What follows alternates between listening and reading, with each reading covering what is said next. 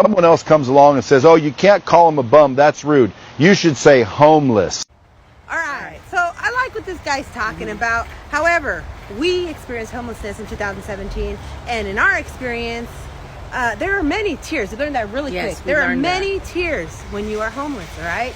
So he's upset. It sounds like he's upset. He's upset because he says that, people should be able to call him a bum if that guy called himself a bum. Yeah. All right, there are some bums. Now let's give you some examples. Let's break it down. These are things that interest us because we've experienced it, all right? So let's talk about that.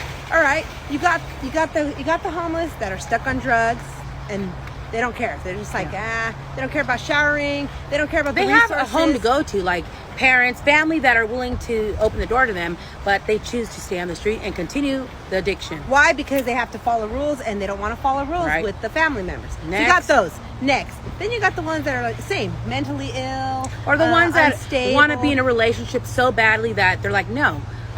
They're willing to be with someone who's just no good and say the family. They don't care if they lose their kids again for it or whatever. They just want to be with that person. And they're going to go be homeless to be with that person. But they have somewhere to go. All right. And then you got the ones who they've given up. They're just done. Like they may have had a job, a career, something, and they don't see the point in working hard for They don't want to pay rent. So, they don't want to pay bills. Yes, they don't want the free They stuff. don't want to take the accountability. So they will go wait in these lines and get the free resources. They will go use the secondhand clothes, maybe not the best dressed clothes or whatever, because they're just tired. They're tired and they want someone to take care of them, and there are resources.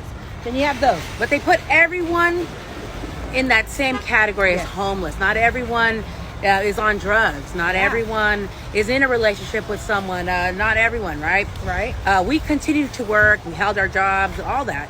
And the kids and we didn't still qualify for any of those services. Yeah, no. Let me tell you why. Because we had jobs. We still have jobs, but we had jobs at the time. And my kids, because I have kids, she doesn't. My kids were honor roll students.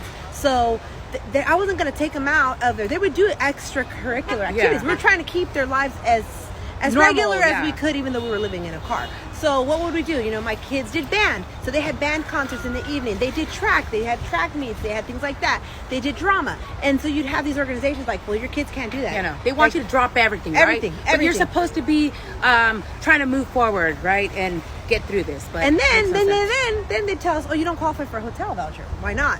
Oh, because you live in your car. That's considered shelter. What? Yeah. Homeless is the ones that are living in the park, under bridges. And all that. Those are people that are. We still had to park on roads and sidewalks. So. And it's like the police told us. What ended up with this? The police told us, right?